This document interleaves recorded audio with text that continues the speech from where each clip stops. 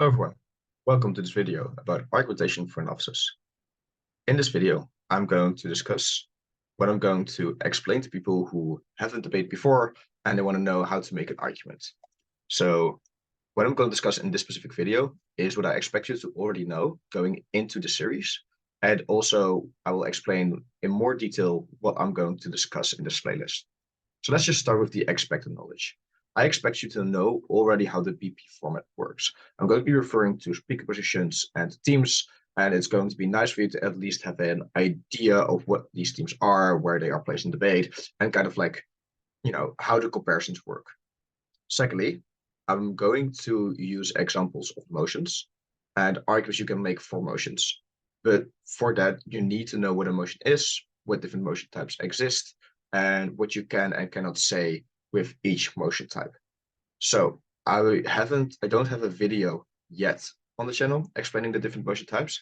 There are other resources where they explain motion types, so you can look at those before you're going to look at this series. So what we will then discuss in this playlist. So in general, an argument can be boiled down into two aspects. Firstly, explaining why something is true, and secondly, explaining why something is important. So let me give you maybe an example of why this is the case. Let's say you have a motion about whether you should get a rabbit or not.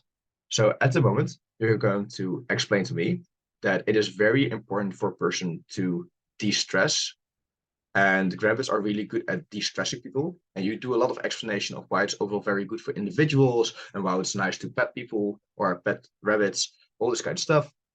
I need to know, why is it true that rabbits are going to actually lead to the distressing? So I need to understand why what you're saying is actually going to be true, and otherwise it's going to be difficult for me to credit your argumentation.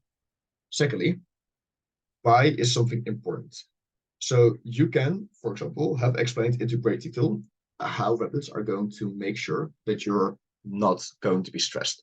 However, if you don't explain to me why it is the most important thing in debate or why it's just not important in general, that's also going to be difficult for me to credit this argument, especially if someone else does both, right? So if someone else on the other side explains why it is that rabbits, need to be taken care of a lot and it's a lot of work and you don't have the time and therefore it's going to lead to more stress, that's going to be difficult for you to take it over if you've only explained why, either it's true that rabbits are going to distress you or why it's going to be important that you're going to have something that you can pet and you can cuddle with. Now, let's say I've now explained to you how you're going to say that something is true and say that something is important. You still need to put this in a structure so that's understandable for the judge what you're going to be talking about. So I'm not only going to explain to you what material you need to bring, I'm also going to explain to you how you can structure that material in the best way possible so you don't repeat yourself and you're able to make it understandable to other judges and speakers.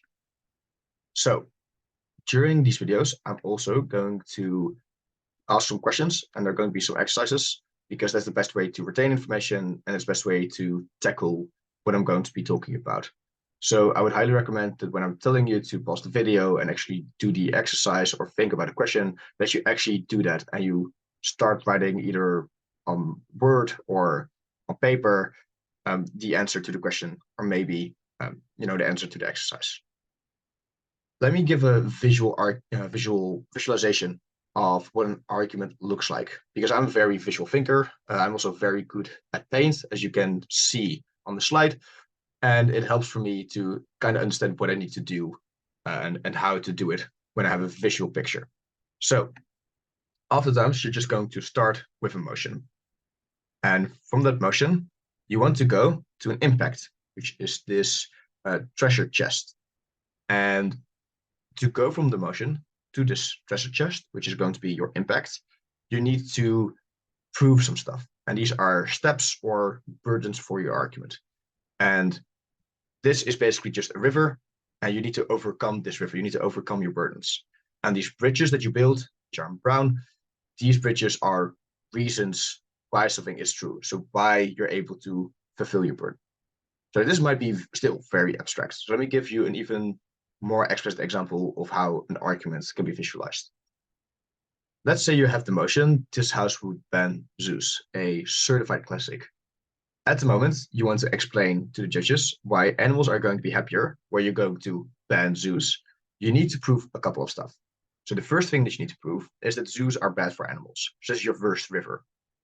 How can you actually answer this step? How can you prove this burden? Well, you can give a reason why zoos are bad. So you can say, oftentimes animals get stressed when they're watched by people because they have flashy cameras, they kind of like laughing, they're watching, which oftentimes leads to animals not even procreating or just having higher stress levels. You can also talk about why the zoos incentives are bad and why overall the food isn't as diversified as it needs to be because they need to cut costs because running a zoo is very expensive. Now, the second step that you then need to do is explaining why you can set the animals free in a good way. So how you can do that well. So this is just second river. And you can maybe use your model here and explain, most likely we're going to, put them in reserves and we're going to phase them out, or we're going to slowly put them in the wildlife. And we're able to do this well because we're going to use experts and all this kind of stuff. So after you've explained that, you still need to explain why wildlife is overall good for animals. Or maybe to be a bit more detailed, you need to explain why they're better than zoos.